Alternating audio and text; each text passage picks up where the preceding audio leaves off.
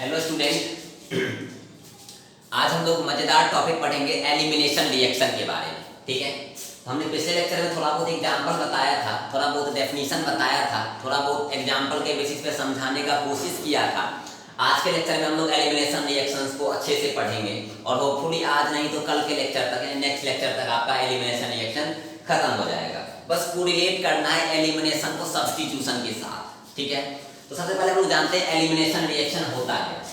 अगर हम लोग यहाँ पे बोले एलिमिनेशन रिएक्शन, अगर हम लोग बोले एलिमिनेशन रिएक्शन, ध्यान दीजिएगा ये एलिमिनेशन रिएक्शन क्या होता है।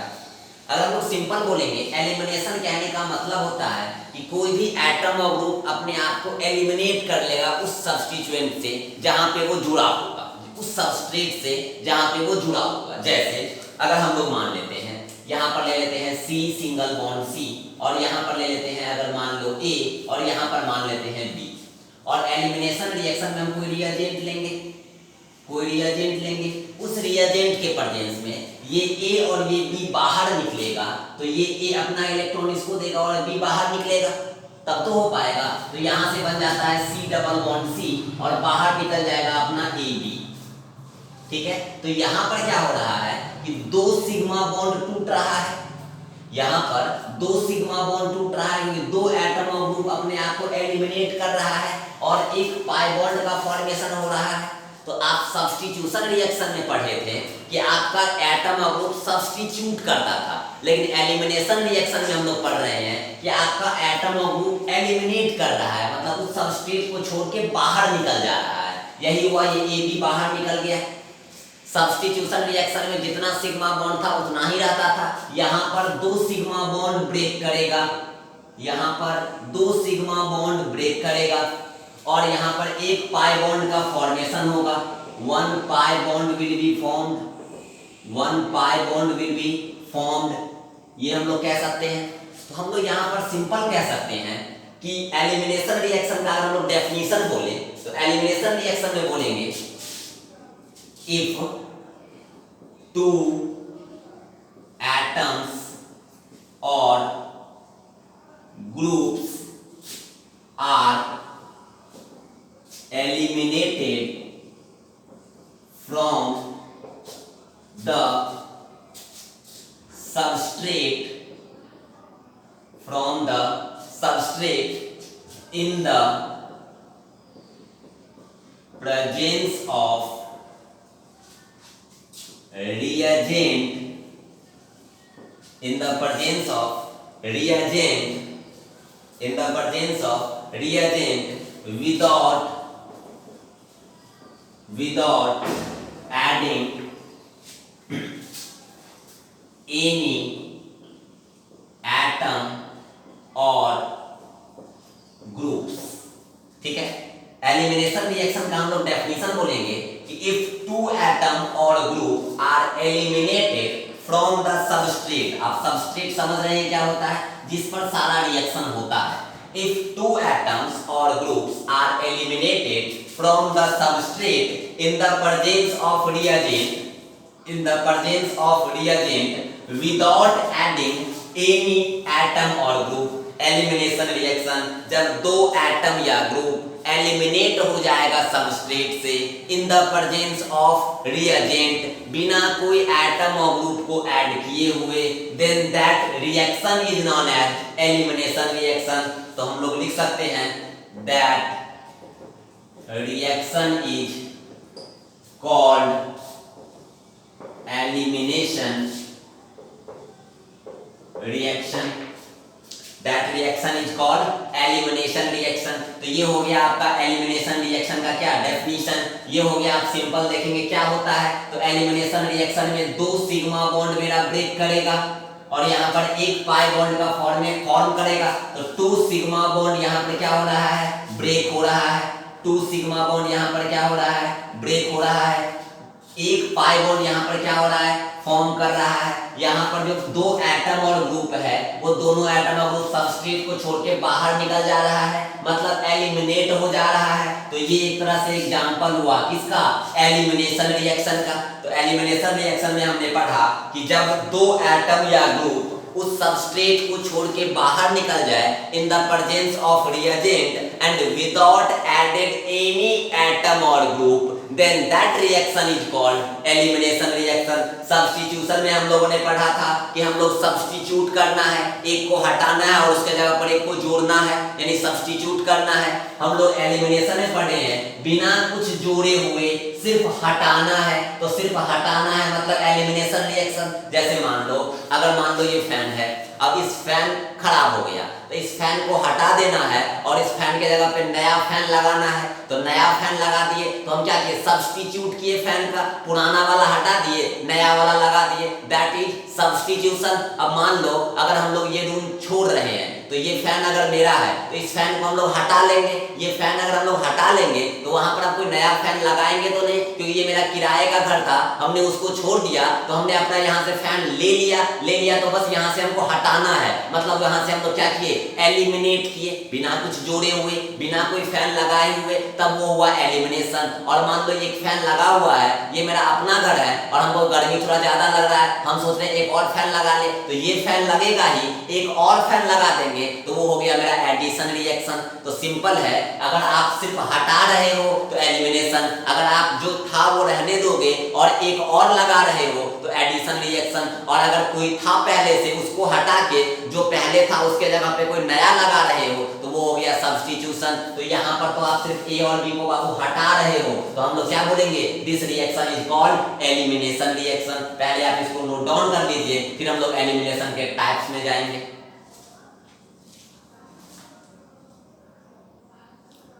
चलिए अब हम लोग पढ़ते हैं टाइप्स ऑफ एलिमिनेशन रिएक्शन के बारे में।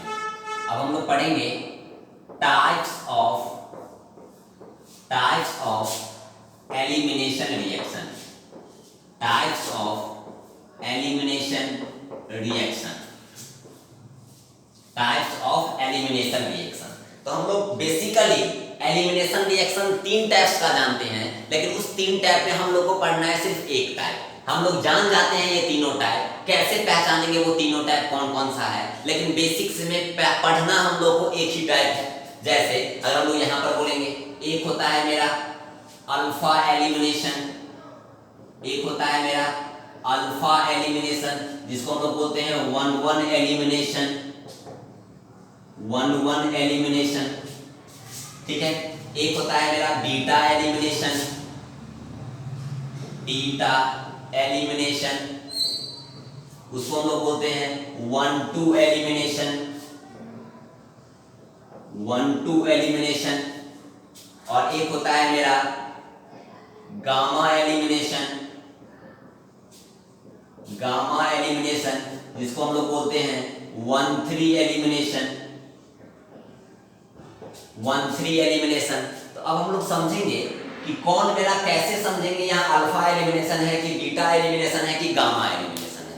नाम से समझो, ये मेरा जो एलिमिनेट हो रहा है जो एटम है वो दोनों एक ही जगह पे है, तो हम लोग बोलेंगे 1-1 दोनों एडजेसेंट पे है तो बोलेंगे 1-2, और एक 1 पे है और एक 3 पे है तो हम लोग बोलेंगे 1-3। जैसे एग्जांपल के थ्रू अगर हम लोग समझेंगे, पहले आप टाइप्स ऑफ एलिमिनेशन ये तीनों लिख लो, एक होगा अल्फा एलिमिनेशन रिएक्शन, एक होगा बीटा एलिमिनेशन रिएक्शन और एक होगा gamma elimination reaction. Alpha elimination को हम लोगों ने 1-1 नाम दिया, बीटा एलिमिनेशन को हम लोगों ने 1-2 नाम दिया और गामा एलिमिनेशन को हम लोगों ने 1-3 नाम दिया। क्योंकि एलिमिनेशन रिएक्शन में 2 एटम का ग्रुप बाहर निकलता है, अगर वो दोनों एटम सेम कार्बन पे होगा तो 1-1, अगर वो दोनों एटम एडजेसेंट पे होगा तो 1-2 और दोनों एटम एक गैप करके होगा तो 1-3। इसलिए हम लोगों ने नाम शॉर्ट में ये भी बता दिया, 1-1 को ही हम लोग अल्फा बोलते हैं, 1-2 को ही हम लोग बीटा बोलते हैं, 1-3 को ही हम लोग गामा बोलते हैं। तो ये तीनों आप पहचान लोगे, हम एग्जांपल के थ्रू बताएंगे तो आपको समझ में आ जाएगा इसको 1-1 बोलेंगे कि किसको 1-2 बोलेंगे कि किसको 1-3 बोलेंगे, यानी किसको अल्फा एलिमिनेशन या किसको बीटा एलिमिनेशन या किसको गामा एलिमिनेशन बोलेंगे। इसको पहले लिखिएगा। चलिए अब हम लोग इस तीनों का एग्जांपल देखते हैं। जैसे मान लो अगर हम लोग अल्फा एलिमिनेशन रिएक्शन का एग्जांपल देखेंगे तो हम लोगों ने क्या बोला, 1-1 एलिमिनेशन, मतलब जो दोनों एटम का ग्रुप एलिमिनेट होगा वो दोनों सेम एटम पे होगा। यानी हम लोग ले लेते हैं C single bond Cl single bond Cl single bond Cl single bond H, और हम लोग यहाँ पर H और Cl को एलिमिनेट कर रहे हैं, ठीक है, H और Cl को एलिमिनेट कर रहे हैं। तो जो दोनों एटम और ग्रुप एलिमिनेट हो रहा है, जो दोनों एटम और ग्रुप एलिमिनेट हो रहा है, क्या वो दोनों एटम और ग्रुप सेम एटम पे है? आप बोलोगे हाँ है। तो बताओ, इसको अगर 1 बोलोगे तो 1 पे ही ना मेरा क्लोरीन है और 1 पे ही ना मेरा हाइड्रोजन है, तो 1 से ही दोनों एटम और ग्रुप एलिमिनेट हो रहा है, इसीलिए हम लोग इसको बोलेंगे 1-1 एलिमिनेशन। नहीं आया समझ में? अरे यार, अगर एक क्लोरीन यहाँ से एलिमिनेट तो दूसरा हाइड्रोजन जो एलिमिनेट हो रहा है वो भी तो उसी कार्बन से, और दोनों का पोजीशन 1 है, तो दोनों एटम और ग्रुप 1-1 पोजीशन से ही एलिमिनेट हो रहा है, इसीलिए हम लोग इसको बोले 1-1 एलिमिनेशन। ठीक है, अब देखना एक चीज, जब कभी भी आप एलिमिनेट कर रहे हो मतलब इसको हटा रहे हो, रिमूव कर रहे हो, और यहाँ जो हटा रहे हैं आप किसको हटा रहे हैं? हाइड्रोजन को हटा रहे हैं और क्लोरीन को हटा रहे हैं। तो जब कभी भी आपका हाइड्रोजन और क्लोरीन या हाइड्रोजन या हैलोजन बाहर निकलेगा, इस प्रोसेस को, ये जब HX बाहर निकलेगा, इस प्रोसेस को हम लोग बोलते हैं डी, मतलब रिमूव करना। हाइड्रोजन निकाल रहे हैं इसीलिए हाइड्रो, और हैलोजन भी निकाल रहे हैं इसीलिए हैलोजिनेशन। हैलोजिनेशन, डी कहने का मतलब रिमूव करना, डी कहने का मतलब रिमूव करना। हाइड्रोजन और हैलोजन रिमूव कर रहे हैं इसीलिए हाइड्रो और हैलोजिनेशन। नहीं आया समझ में? अरे एलिमिनेशन मतलब रिमूव करना ही ना, और रिमूव को यहाँ पर डी बोले, डी। अब याद करो, हम लोग क्या बोलते हैं? डिहाइड्रेशन। डिहाइड्रेशन कहने का मतलब बाबू क्या होता है बताना? डिहाइड्रेशन कहने का मतलब रिमूवल ऑफ वाटर। जब हम लोग एक H निकालेंगे और एक OH निकालेंगे, दोनों मिलके मेरा क्या निकलेगा? H2O निकलेगा। तो जब मेरा H और OH निकलता है तब हम लोग इसको बोलते हैं डिहाइड्रेशन। जब यहाँ H और X निकलता है तो D क्यों लगा रहे हैं? क्योंकि यहाँ पर HX को बाहर निकालना है। यहाँ पर भी D क्यों लगाए? क्योंकि वाटर मेरा बाहर निकल रहा है। जब ये बोलते हैं कि removal of water is known as dehydration, तो अगर वाटर की डेफिशिएंसी हो जाती है बॉडी में तो ये बोलते हैं डिहाइड्रेट हो गया है। तो डिहाइड्रेट हो जाने का मतलब वाटर की डेफिशिएंसी हो गई है, मतलब ये वाटर बाहर निकल रहा है, तो हम बोलेंगे ये डिहाइड्रेशन हो रहा है। तो जब कभी भी डी लगा हो इसका मतलब एलिमिनेशन हो रहा है, उसका मतलब वो एटम और ग्रुप बाहर छोड़ के निकल रहा है। तो डी लगा है और क्या निकला है? तो हाइड्रेशन कहने का मतलब वाटर निकला है। यहाँ पर डी लगा है मतलब कुछ निकल रहा है। क्या निकल रहा है? तो हाइड्रो हैलोजन, मतलब H और X। अब ये X के जगह पे क्लोरीन भी हो सकता है, ब्रोमीन भी हो सकता है। अगर यहाँ पर बोलेंगे डिहाइड्रोक्लोरिनेशन मतलब HCl बाहर निकल रहा है, डिहाइड्रोब्रोमिनेशन मतलब HBr बाहर निकल रहा है। ठीक है, तो हम लोग ये एलिमिनेशन रिएक्शन में ये डिहाइड्रोहैलोजिनेशन, तो बताओ यहाँ से अगर H और Cl बाहर निकलेगा तो हम लोग इस प्रोसेस को भी क्या बोलेंगे? तो बोलेंगे डिहाइड्रोहैलोजिनेशन। इन जनरल अगर हम ले लेंगे तो डिहाइड्रोहैलोजिनेशन, क्योंकि दोनों एटम और ग्रुप सेम एटम से निकल रहा है, सेम कार्बन से निकल रहा है, और उस कार्बन का पोजीशन 1 है, इसीलिए हम लोग क्या बोलेंगे? 1-1 एलिमिनेशन। ठीक है, वही अगर हम लोग बीटा एलिमिनेशन की बात करेंगे या इसी को बोलते हैं 1-2, तो एक निकलेगा एक कार्बन से और दूसरा निकलेगा उसके बगल वाले से, तो हम लोग बोलेंगे उसको 1-2 एलिमिनेशन। तो पहले आप अल्फा एलिमिनेशन लिखो, और अल्फा एलिमिनेशन का एग्जांपल आप इसको लिख लो, when both atom or group is eliminated on the same carbon atom from the same carbon atom, when both atom or group is eliminated from the same carbon atom, then that elimination is known as 1-1 elimination। आ रहा है बात समझ में? अगर आपका दोनों atom और group एक ही एटम से एलिमिनेट हो रहा है, एक ही जगह से एलिमिनेट हो रहा है, तो उस एलिमिनेशन रिएक्शन को बोलेंगे 1-1 एलिमिनेशन। और अगर मेरा H और X एलिमिनेट हो रहा है तो बोलेंगे डिहाइड्रोहैलोजिनेशन हो रहा है। अगर मेरा H और OH एलिमिनेट हो रहा है तो हम बोलेंगे डिहाइड्रेशन हो रहा है। बात समझ में आ रहा है? क्लियर है बात? तो आप अल्फा एलिमिनेशन में नीचे आप अल्फा ये तीनों लिखे हैं, उसके नीचे आप फिर अल्फा एलिमिनेशन लिखो। अब उसके नीचे पहला क्या लिखोगे? अल्फा एलिमिनेशन लिखिएगा। अल्फा एलिमिनेशन के बाद लिखिएगा इसमें कि both atom or group is eliminated from the same carbon atom, या एग्जांपल आप लिख लो यहाँ पर C single bond Cl single bond H single bond Cl single bond Cl, और यहाँ पर ये Cl और यहाँ पर ये H, और इसको 1-1 बोलेंगे, इसको बोलेंगे 1-1 एलिमिनेशन। वन वन एलिमिनेशन, या इसी को हम लोग बोलते हैं क्या, अगर इसी कारण को हम लोग अल्फा बोल देंगे क्योंकि हैलोजन या हाइड्रोजन जिससे अटैच है उसको अल्फा बोल देंगे, तो ये हो गया मेरा अल्फा एलिमिनेशन। ठीक है, जिससे हैलोजन अटैच रहेगा उसको अल्फा बोलते हैं। तो हैलोजन भी अल्फे से अटैच, हाइड्रोजन भी अल्फे से अटैच, इसीलिए वन वन एलिमिनेशन या अल्फा एलिमिनेशन बोल दिए। क्लियर। अगर हम लोग उसी में बीटा एलिमिनेशन पढ़ेंगे तो आप देखिए बीटा एलिमिनेशन और आसान हो जाएगा। क्या बोले, अल्फा एलिमिनेशन कहने का मतलब जो दोनों एटम और ग्रुप अपने आप को एलिमिनेट कर रहा है वो दोनों एक ही जगह से एलिमिनेट कर रहा है, और उस पोजीशन को हम लोग बोल दिए अल्फा, या उसका नाम दे दिए 1 नंबर, तो हम लोग बोलेंगे 1 1 एलिमिनेशन या अल्फा एलिमिनेशन। ठीक है, अब यहाँ पर जब हम लोग H और X को बाहर निकालेंगे मतलब रिमूव कर रहे हैं, मतलब एलिमिनेट कर रहे हैं, तो हम लोग बोलेंगे D मतलब रिमूव करना, हाइड्रो और प्लस हैलोजन तो डी हाइड्रो हैलोजिनेशन। जब कभी भी नाम लेंगे डी हाइड्रो हैलोजिनेशन मतलब दिमाग में चलेगा यार एलिमिनेशन होगा। ठीक है, मतलब HX बाहर निकल रहा है। जब कभी भी नाम लेंगे डिहाइड्रेशन तो एलिमिनेट होगा, और एलिमिनेट होगा तो H और OH, डिहाइड्रेशन है तो H और OH तब ना मिलके H2O, तब ना बोलेंगे वाटर, वाटर रिमूव होगा तो डिहाइड्रेशन होगा, डिहाइड्रेशन होगा मतलब अल्कीन बनेगा। आप समझ में आ रहा है अल्कीन क्यों बोल रहे हैं, क्योंकि जब दो एटम और ग्रुप बाहर निकलता है तो दो सिग्मा बॉन्ड टूटता है और एक पाई बॉन्ड का फॉर्मेशन, और एलिमिनेशन रिएक्शन में अल्कीन बनता है। ठीक है, सेचुरेटेड अनसेचुरेटेड में कन्वर्ट हो जाता है, प्रोडक्ट हमेशा अनसेचुरेटेड में ही होगा आफ्टर एलिमिनेशन रिएक्शन। तो हम लोगों ने डीहाइड्रो हैलोजिनेशन जाना, हम लोगों ने डिहाइड्रेशन जाना। अब हम लोग अगर बीटा एलिमिनेशन की बात करें जो कि सबसे इंपॉर्टेंट मेरा VVI, और जनरली हम लोग को यही पढ़ना है, इसको और इसको तो हम बस बता दिए कि ये क्या क्या होता है, बता देंगे, लेकिन इसके बारे में पढ़ना है, इसके टाइप्स में पढ़ना है, सारा कॉन्सेप्ट आपका बीटा एलिमिनेशन पे ही होगा। तो अब हम लोग जानते हैं बीटा एलिमिनेशन क्या क्या होता है।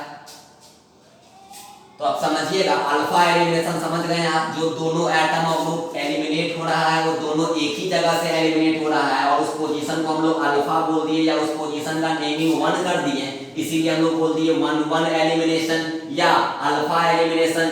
डिहाइड्रो हैलोजिनेशन कहने का मतलब HX का बाहर निकलना, डिहाइड्रेशन कहने का मतलब H2O का बाहर निकलना, मतलब HOH का बाहर निकलना। अब अगर हम लोग ले लेते हैं बीटा एलिमिनेशन, हम लोग ले लेते हैं बीटा एलिमिनेशन, या इसी को बोलते हैं 1-2 एलिमिनेशन रिएक्शन, 1-2 एलिमिनेशन रिएक्शन। अब समझिएगा कि बीटा एलिमिनेशन या 1-2 एलिमिनेशन रिएक्शन क्या होता है, बड़ा बेसिक से समझना। जैसे हम लोग ले लेते हैं C सिंगल बॉन्ड C, ये हो गया।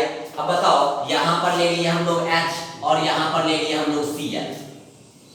ठीक है, जहां पे मेरा होगा H और एक हो गया मेरा Cl, तो बताइए हम लोग अगर यहां पर इसको अगर 1 बोलते हैं बाबू, तो इसको हम लोग को 2 बोलना पड़ेगा। अगर हम लोग इसको 1 बोलते हैं तो इसको हम लोग को 2 बोलना पड़ेगा, क्योंकि हमको निकालना है H और Cl, और दोनों अगर हम लोग को इसी कार्बन से निकालना होता तब हम लोग 1 1 बोलते और तब बोलते एलिमिनेशन होता अल्फा एलिमिनेशन। लेकिन एक जो निकाल रहे हैं क्लोरीन जिस कार्बन से, क्या हाइड्रोजन भी उसी कार्बन से निकाल रहे हैं या उसके जस्ट बगल वाले से? आप बोलोगे सर उसके जस्ट बगल वाले से, तो बताओ अगर एक वाला जहां से निकल रहा है उसको 1 बोल रहे हैं और जहां से हाइड्रोजन निकल रहा है उसको हम लोग 2 बोल रहे हैं, तो इसका नाम क्या हो जाएगा? 1-2 एलिमिनेशन रिएक्शन, 1-2 एलिमिनेशन रिएक्शन। बात समझ में आ रहा है? 1-2 एलिमिनेशन रिएक्शन। और वही अगर हम लोग बोलेंगे, ये हो गया बीटा एलिमिनेशन रिएक्शन। और अगर तीसरी बात करें हम लोग गामा एलिमिनेशन रिएक्शन की, हम लोग गामा एलिमिनेशन रिएक्शन की, ठीक है, तो गामा एलिमिनेशन या इसी को हम लोग बोलते हैं 1-3 एलिमिनेशन। तो जो ग्रुप एटम और ग्रुप बाहर निकलेगा वो एक फर्स्ट कार्बन से और एक तीसरे कार्बन से, जैसे C single bond C single bond C, यहाँ पर एक H यहाँ पर एक Cl, तो ये जो Cl है अगर इसको हम लोग 1 बोलेंगे तो ये जो H है वो मेरा 3 हो जाएगा। तो 1 और 3 से निकल रहा है तो इसको हम लोग बोलेंगे क्या?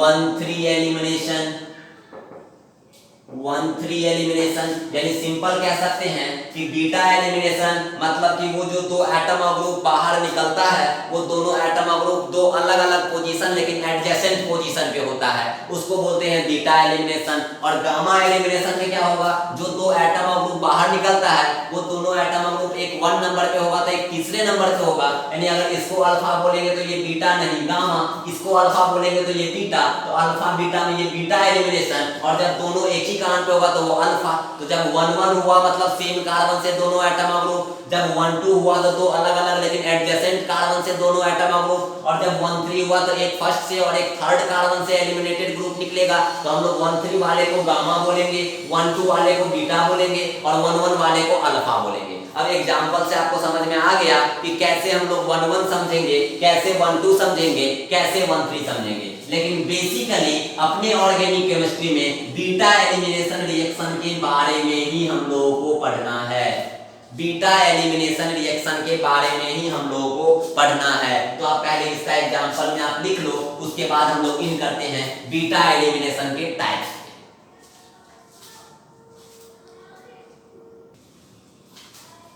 चलिए अब ध्यान देते हैं हम लोग कि कैसे हम लोग एलिमिनेशन रिएक्शन में, बीटा एलिमिनेशन रिएक्शन में टाइप्स पढ़ते हैं। तो अब हम लोग एलिमिनेशन रिएक्शन में देखेंगे बीटा एलिमिनेशन रिएक्शन। तो हम लोग जब कभी भी बीटा एलिमिनेशन रिएक्शन की बात करेंगे, जब कभी भी हम लोग बीटा एलिमिनेशन रिएक्शन की बात करेंगे, तो यहाँ पर जैसे याद करो हम लोगों ने सब्स्टिट्यूशन में पढ़ा था SN1 reaction, SN2 reaction. Similarly beta elimination reaction में भी हम लोग 3 टाइप्स का रिएक्शन पढ़ते हैं, हम लोग 3 टाइप्स का रिएक्शन पढ़ते हैं। कौन कौन पढ़ते हैं समझिएगा। एक हम लोग का होता है E1 रिएक्शन, एक हम लोग का होता है E2 रिएक्शन और एक हम लोग का होता है E1CB रिएक्शन। क्या क्या होता है समझिएगा। आपको थोड़ा बहुत समझ में आ रहा होगा ये 1 क्यों बोल रहे हैं, 2 क्यों बोल रहे हैं, CB समझ में नहीं आ रहा होगा, ठीक है, लेकिन 1 और 2 समझ में आ रहा होगा क्योंकि वहां हम लोगों ने SN1 पढ़ा था और SN2 पढ़ा था। SN1 को हम लोग बोलते थे यूनिमोलेकुलर न्यूक्लियोफिलिक सब्स्टिट्यूशन रिएक्शन, SN2 को हम लोग बोलते थे bimolecular nucleophilic substitution reaction. Similarly E1 को यहाँ बोलेंगे यूनिमोलेकुलर एलिमिनेशन रिएक्शन और E2 को बोलेंगे बायमोलिकुलर एलिमिनेशन रिएक्शन। तो अगर हम लोग E1, E2 और E1CB में थोड़ा बहुत डिफरेंशिएट करें और फिर उसके टाइप्स में जाएंगे, फिर E1 रिएक्शन खूब मजे से पढ़ेंगे, E2 रिएक्शन खूब मजे से पढ़ेंगे, E1CB रिएक्शन खूब मजे से पढ़ेंगे। तो समझिएगा E1 रिएक्शन में क्या होगा। तो E1 रिएक्शन जैसे मान लो हम लोग बीटा एलिमिनेशन का टाइप्स पढ़ रहे हैं, तो जैसे आप समझिएगा, जैसे हम लोग ले लेते हैं C सिंगल बॉन्ड C और यहाँ पर ले लेते हैं एक H और यहाँ पर ले लेते हैं एक X, ठीक है। तो हम लोग क्या बोल रहे हैं कि सबसे पहले E1 वाले में आपका C और X बॉन्ड ब्रेक करेगा, ठीक है, C और X बॉन्ड ब्रेक करेगा। याद करो हम लोग SN1 जब पढ़े थे तो SN1 वाले में भी हम लोगों ने यही पढ़ा था कि पहले कार्बन और हैलोजन के बॉन्ड को ब्रेक करो और कार्बोकैटायन बनेगा। तो जैसे ही ये C और X बॉन्ड टूटेगा तो ये मेरा X माइनस बाहर निकलेगा और यहाँ से आ जाएगा C सिंगल बॉन्ड C और यहाँ पर H और इस कार्बन पे आ जाएगा पॉजिटिव चार्ज। नहीं आ रहा है बात समझ में। अरे यार E1 रिएक्शन हम बोल रहे हैं तो क्या हुआ, पहले कार्बन और हैलोजन का बॉन्ड ब्रेक किया, ठीक है, ये मेरा स्लो स्टेट है। बॉन्ड ब्रेक करने के बाद कार्बोकैटायन बना, ये हो गया मेरा इंटरमीडिएट। सेकेंड स्टेप में अब जोड़ना नहीं है, सब्स्टिट्यूट नहीं करना है, दूसरे स्टेप में भी इस H को अब एलिमिनेट करना है। तो दूसरे स्टेप में ये जो मेरा H एलिमिनेट होगा तो ये मेरा H अपना इलेक्ट्रॉन इसको दे देगा तो बन जाएगा C डबल बॉन्ड C और बाहर निकल जाएगा HX। नहीं आ रहा है बात समझ में। पहले वाले केस में X माइनस बाहर निकला और दूसरे वाले केस में H प्लस बाहर निकला, दूसरे वाले केस में H प्लस बाहर निकला और तब ना ये H प्लस और X माइनस मिलके HX बाहर निकल गया, ठीक है। तो यहाँ पे हम क्या बोले, C डबल बॉन्ड C का फॉर्मेशन अल्कीन तो बनना ही है, लेकिन E1 वाले में पहले कार्बन और हैलोजन का बॉन्ड टूटेगा, फिर कार्बोकैटायन बनेगा और फिर मेरा कार्बन और हाइड्रोजन बॉन्ड टूटेगा।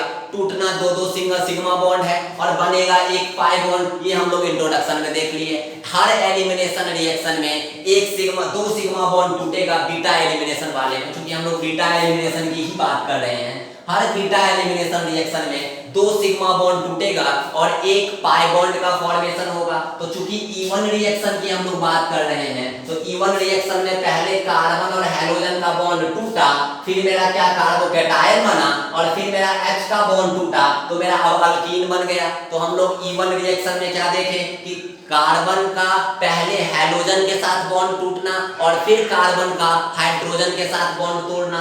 ठीक है, तो ये हो गया मेरा E1 रिएक्शन। अब क्या होता है E1 में पूरा नाम कैसे लिखेंगे वो हम बताएंगे जब E1 को इंडिविजुअली पढ़ेंगे, अभी हम बस बता दे रहे हैं।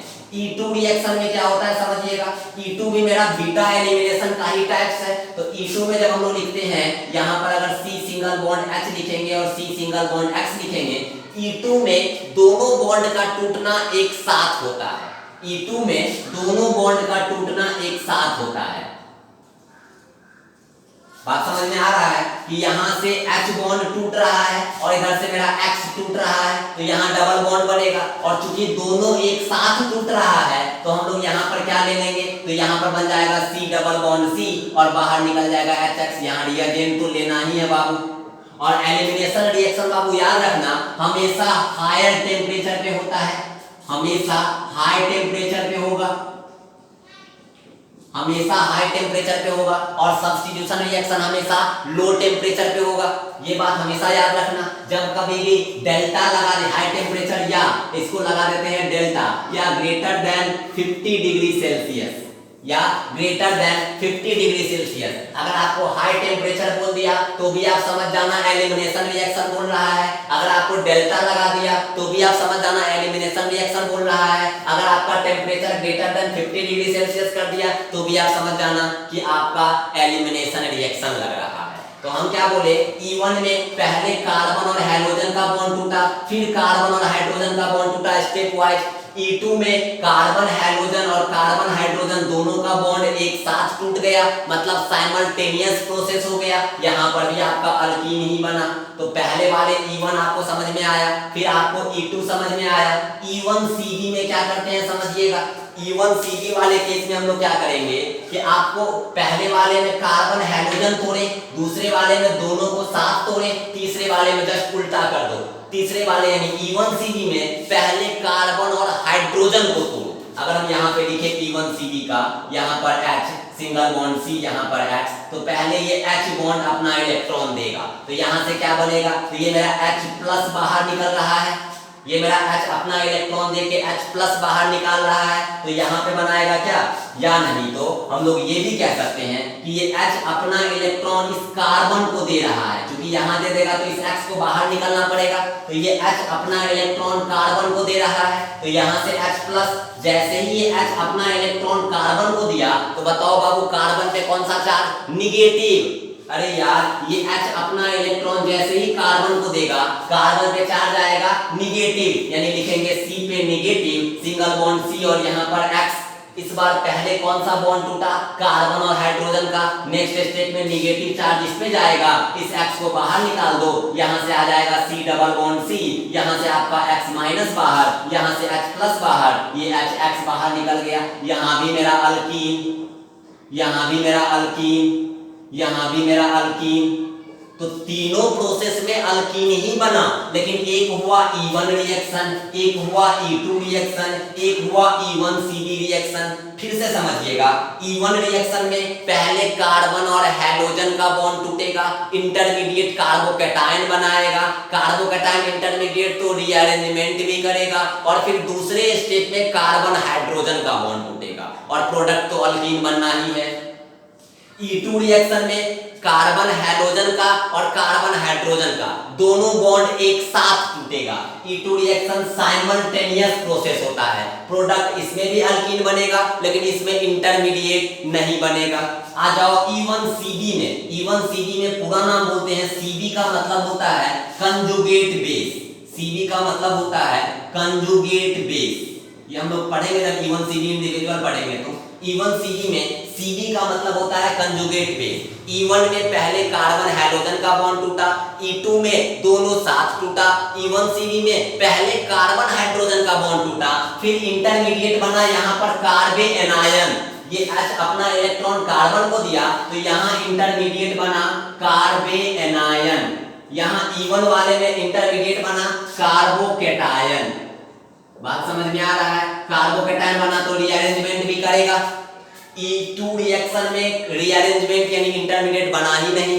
E1CB में पहले कार्बन हाइड्रोजन बॉन्ड टूटा, इंटरमीडिएट बना, इंटरमीडिएट का नाम कार्बे एनायन है, कार्बे एनायन अपना रीअरेंजमेंट नहीं करता है, फिर मेरा कार्बन हाइड्रोजन बॉन्ड टूटा और फिर मेरा अल्कीन बन गया। तो तीनों का रूल आपको पता चल गया, तीनों में अल्कीन बनेगा, लेकिन E1 वाले में पहले कार्बन हाइड्रोजन बॉन्ड टूटेगा, इंटरमीडिएट कार्बोकेटायन होगा, रीअरेंजमेंट अगर पॉसिबल है तो होगा। E2 रिएक्शन में दोनों बॉन्ड साथ टूटेगा, इंटरमीडिएट का फॉर्मेशन नहीं होगा।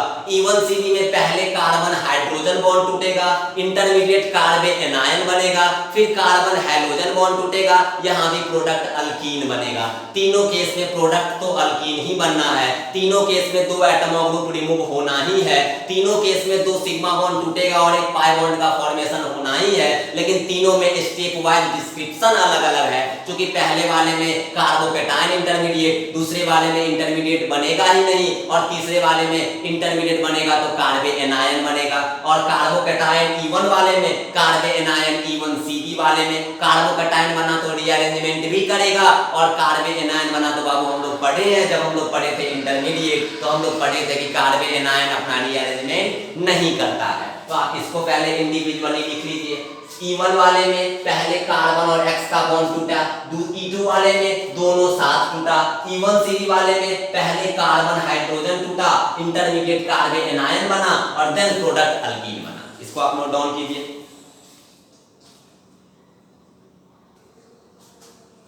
चलिए अब हम लोग जानते हैं एलिमिनेशन रिएक्शन में बीटा एलिमिनेशन रिएक्शन और उसमें E1 एलिमिनेशन यानी E1 रिएक्शन के बारे में। ठीक है, तो हम लोग जानते हैं E1 रिएक्शन के बारे में, E1 रिएक्शन के बारे में।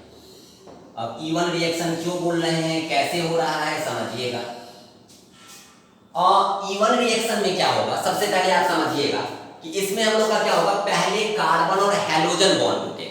ठीक है, पहले मेरा कार्बन और हैलोजन बॉन्ड टूटेगा और फिर मेरा कार्बन और हाइड्रोजन बॉन्ड टूटेगा। यानी हम लोग बोलेंगे in this elimination reaction, in this elimination reaction first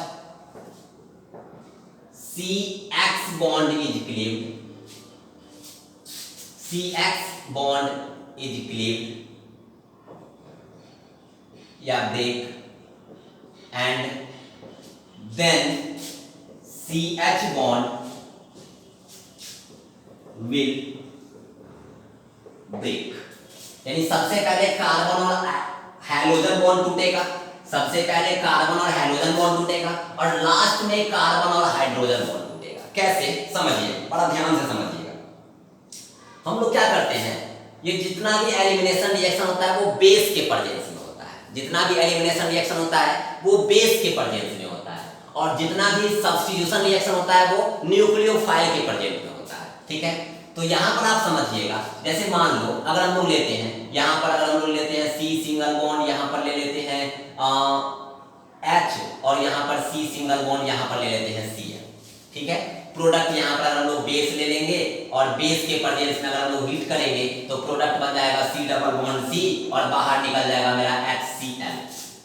या अगर हम लोग यहाँ पर इन जनरल की बात कर रहे हैं तो यहाँ पर ले लेंगे X, तो यहाँ पर भी मेरा Cl निकल जाएगा बाहर X। अगर हम इसके मैकेनिज्म की बात करें, अगर हम इसके मैकेनिज्म की बात करें तो ध्यान से समझिएगा क्या हो रहा है। आप यहाँ पर देखो तो सबसे पहले क्या होगा, कार्बन यहाँ पर C single bond H single bond C यहाँ पर है, तो ये बॉन्ड मेरा ब्रेक करेगा, ये बॉन्ड ब्रेक करेगा, तो ये मेरा क्या बनेगा, तो हम लोग बॉन्ड ब्रेक करते हुए दिखाएंगे, ट्रांजिशन स्टेट बनेगा। ये सब आपको समझ में आ रहा है। तो यहाँ से मेरा जो ट्रांजिशन स्टेट बनेगा वो क्या बनेगा समझना, तो ये बनेगा मेरा H सिंगल बॉन्ड C और बॉन्ड ब्रेक कर रहा है X पे पार्शियली नेगेटिव, कार्बन पे पार्शियली पॉजिटिव, और ये हो गया मेरा ट्रांजिशन स्टेट। और इसके बाद क्या बनेगा, तो कार्बन और X के बीच में पूरा का पूरा बॉन्ड टूट जाएगा, टूट जाएगा तो मेरा क्या हो जाएगा, C single bond H single bond C, और यहाँ पे मेरा पॉजिटिव चार्ज बाहर निकल गया मेरा X माइनस। तो ये पूरा का पूरा मेरा क्या बन गया, ये सब हम लोगों ने पढ़ रखा है। इसको बोलेंगे हम लोग इंटरमीडिएट, इसको हम लोग बोलेंगे इंटरमीडिएट। और इस केस में इंटरमीडिएट का नाम क्या है, तो हम लोग बोलेंगे कार्बोकेटायन, क्या बोलेंगे, कार्बोकेटायन। और ये जो मेरा स्टेप है ये कौन सा, तो RDS, rate determining step, slow step. ये मेरा क्या हो गया, स्लो स्टेप, इसीलिए हम लोग इसको क्या बोले, RDS। RDS का पूरा नाम तो हम लोगों ने पढ़ा है, rate determining step, rate determining step. तो फर्स्ट वाले केस में ये मेरा फर्स्ट स्टेप है, हम लोग लिखे स्टेप 1। तो ये बन गया मेरा क्या, कार्बोकेटायन। अगर पॉसिबल हो, if possible then rearrangement will occur, क्योंकि कार्बोकेटायन है तो हम लोग यहां पर लिख देते हैं कि if possible then rearrangement will अकर।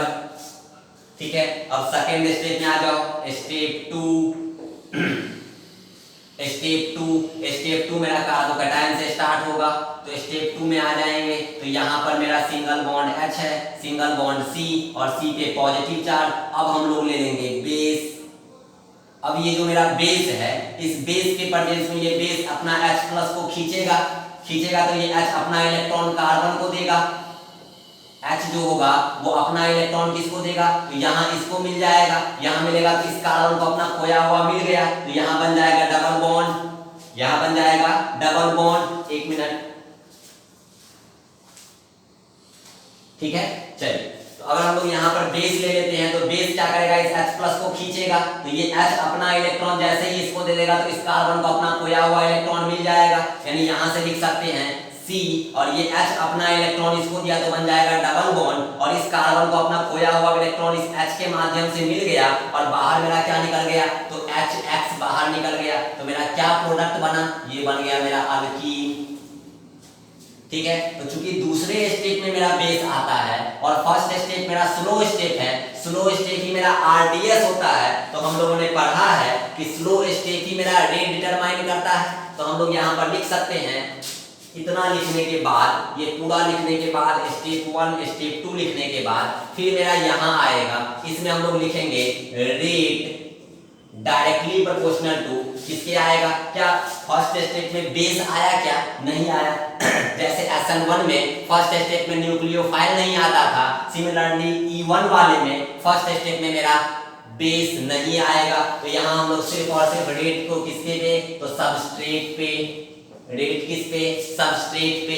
तो बताओ यहाँ पर ऑर्डर कितना आया, तो आप बोलोगे सर ऑर्डर क्या होता है, हम बोलेंगे पावर जो होता है बाबू वो होता है ऑर्डर, मॉलिक्यूलरिटी जो पीछे कोएफिशिएंट होता है वो होता है मॉलिक्यूलरिटी। तो पावर कुछ नहीं है तो क्या है, 1 है, तो हम लोग बोलेंगे ऑर्डर 1। बोलेंगे पीछे क्या है, तो मॉलिक्यूलरिटी कुछ नहीं है, तो हम लोग क्या समझेंगे, मॉलिक्यूलरिटी भी मेरा 1 है, तो हम लोग क्या बोलेंगे इसको, E1 रिएक्शन। क्या बोलेंगे, E1 रिएक्शन। E1 का पूरा नाम, 1 कहने का मतलब यूनिमॉलिक्यूलर, E कहने का मतलब एलिमिनेशन, यूनिमॉलिक्यूलर एलिमिनेशन रिएक्शन। ठीक है, यूनिमॉलिक्यूलर एलिमिनेशन रिएक्शन। समझ में आया बात। चलिए, तो हम लोग क्या समझे, E1 रिएक्शन के बारे में पहले पढ़े। E1 रिएक्शन में अगर हम लोग देखें, E1 रिएक्शन में अगर हम लोग देखेंगे तो सबसे पहले क्या बना, तो हम लोग यहाँ पर देखे हैं E1 रिएक्शन में कि आपका इंटरमीडिएट बना, इंटरमीडिएट का नाम कार्बोकेटायन हुआ, इंटरमीडिएट का नाम कार्बोकेटायन हुआ। E1 रिएक्शन फर्स्ट स्टेप पे ही डिपेंड करता है उसका रेट, तो रेट होता है डायरेक्टली प्रोपोर्शनल टू सबस्ट्रेट। क्योंकि बेस आया लेकिन सेकंड स्टेप में आया और सेकंड स्टेप का रेट से कोई मतलब नहीं है, क्योंकि फर्स्ट स्टेप में सिर्फ अपना सबस्ट्रेट आया, इसी को ना हम लोग सबस्ट्रेट बोलते हैं।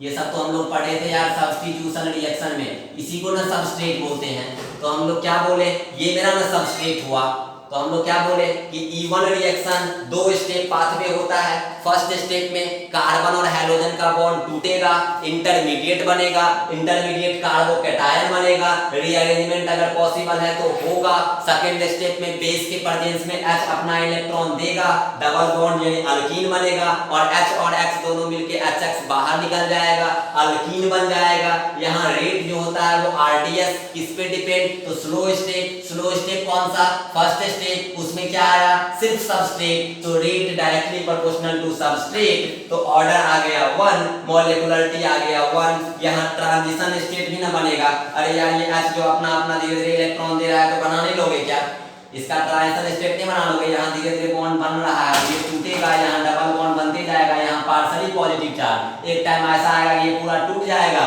ये पूरा डबल बॉन्ड बन जाएगा और ये पॉजिटिव चार्ज खत्म हो जाएगा, तो ट्रांजिशन स्टेट भी 2 बनेगा, ट्रांजिशन स्टेट 2 बनेगा, इंटरमीडिएट 1 बनेगा, इंटरमीडिएट का नाम कार्बोकैटायन हो जाएगा, रीअरेंजमेंट करेगा, तो E1 रिएक्शन क्या होता है समझ में आया। E1 रिएक्शन या एलिमिनेशन रिएक्शन जितना भी होता है वो सारे हाई टेम्परेचर पे काम करते हैं, E1 रिएक्शन जितना भी होता है वो सारे हाई टेम्परेचर पे काम करते हैं, प्रोडक्ट अल्कीन बनेगा, एक अल्फा पे और एक बीटा पे, alpha beta elimination, 2 atom of group बाहर निकल रहा है, तो E1 रिएक्शन का मैकेनिज्म आपको समझ में आया। E1 रिएक्शन में बेस लेते हैं, SN1 वाले में हम लोग न्यूक्लियोफाइल लेते हैं, याद करो SN1 और SN2 में हमने बोला था कि SN1 में वीक न्यूक्लियोफाइल, SN2 में स्ट्रॉन्ग न्यूक्लियोफाइल, सिमिलरली E1 वाले में वीक बेस और E2 वाले में स्ट्रॉन्ग बेस, तो वीक बेस E1 का एग्जांपल में क्या होगा, तो वीक बेस का अगर हम लोग बात करेंगे तो वीक बेस में तो बहुत सारा आ जाएगा, क्या क्या हम बोलेंगे, H2O आ जाएगा, CH3OH आ जाएगा, C2H5OH, ये सब मेरा क्या है, वीक बेस है। तो इस वीक बेस के प्रेजेंस में अगर हम लोग रिएक्शन करवाएंगे तो कौन सा रिएक्शन, तो हम बोलेंगे E1 रिएक्शन होगा, ये जितना भी वीक बेस है उसके प्रेजेंस में रिएक्शन होगा तो कौन सा रिएक्शन होगा, E1 रिएक्शन होगा।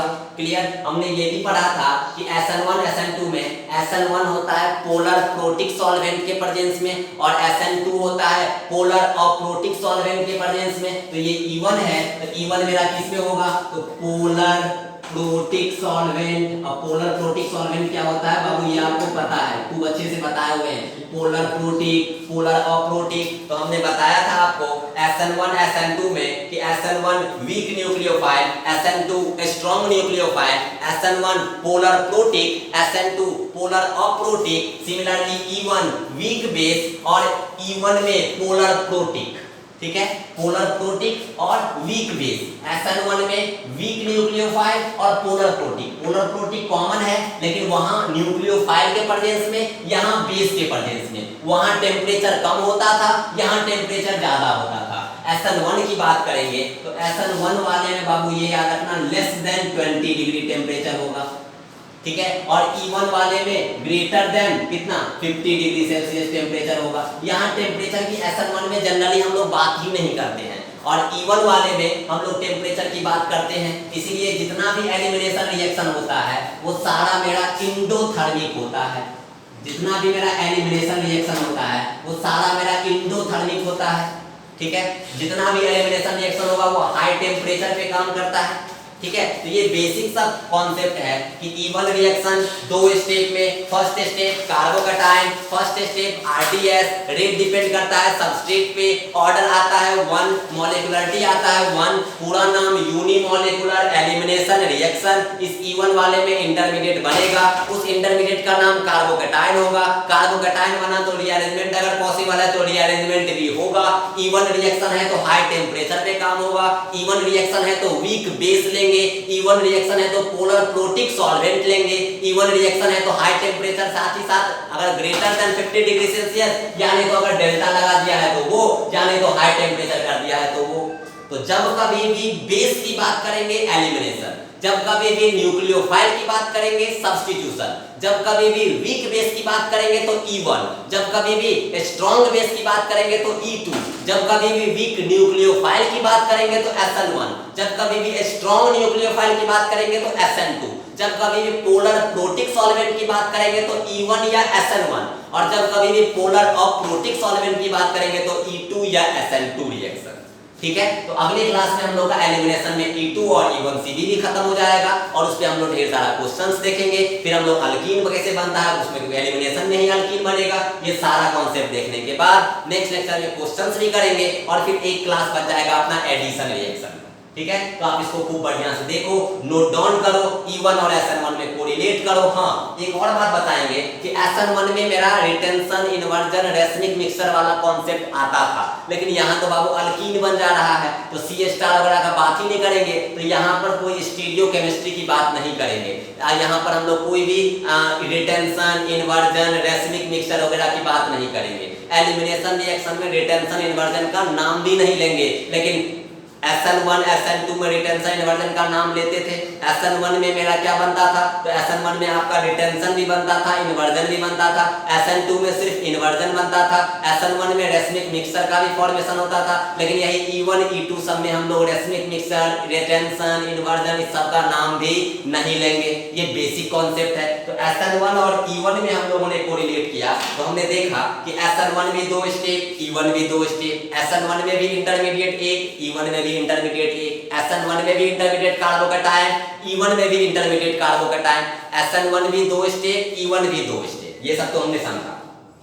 फिर हम लोगों ने देखा कि SN1 न्यूक्लियोफाइल, वीक न्यूक्लियोफाइल में और E1 वीक बेस में, SN1 लो टेम्परेचर में, E1 हाई टेम्परेचर में, SN1 exothermic, E1 endothermic. Clear? SN1 में अगर हम लोग बात करेंगे तो रिटेंशन, इन्वर्जन बनता था, E1 में इस सब का नाम भी नहीं लेंगे। SN1 में पोलर प्रोटिक, E1 में भी पोलर प्रोटिक। ठीक है, SN1 सब्स्टिट्यूशन कराता था, E1 एलिमिनेशन करवाएगा। वहां भी रेट फर्स्ट स्टेप पे, यहाँ भी रेट फर्स्ट स्टेप पे, या वहां भी सबस्ट्रेट, यहाँ भी सबस्ट्रेट, वहां भी ऑर्डर मॉलिक्यूलर T1, यहाँ भी ऑर्डर मॉलिक्यूलर T1, सब कुछ सेम है, बस प्रोडक्ट अलग हो जाएगा। वहां सब्स्टिट्यूट, यहाँ एलिमिनेट। ठीक है, वहां भी 2 ट्रांजिशन स्टेट, यहाँ भी 2 ट्रांजिशन स्टेट। तो ये बेसिक सा चीज था, बस स्टीरियो केमिस्ट्री को हटा देना है, रिटेंशन, इन्वर्जन का यहाँ नाम भी नहीं लेना है। अब E1 रिएक्शन पे नेक्स्ट क्लास में पहले कुछ क्वेश्चंस देख लेंगे। बेस यहाँ पर हमेशा रहते हैं, क्योंकि बेस ही आपका ये H+ खींचने में हेल्प करेगा, ये H+ बेस ही लेगा, तो इसीलिए हम लोग बेस लेते हैं, वहां पर न्यूक्लियोफाइल लेते हैं, क्योंकि वहां सब्स्टिट्यूट करना होता है। ठीक है, तो SN1 वाले में वीक लेते हैं, SN2 वाले में स्ट्रॉन्ग लेते हैं। सिमिलरली E1 वाले में वीक बेस लेते हैं और E2 वाले में स्ट्रॉन्ग बेस लेते हैं। और नेक्स्ट E1 CD की भी कहानी या E2 की डिटेल्ड कहानी हम लोग नेक्स्ट लेक्चर में देखेंगे। ठीक है, इसको आप खूब बढ़िया से रिवीजन करो, खूब बढ़िया से नोट्स में लिखो, बार-बार रिवीजन करो। 2 क्लास में आपका ये सारा एलिमिनेशन का पार्ट और एडिशन का पार्ट खत्म हो जाएगा। चलिए, थैंक यू।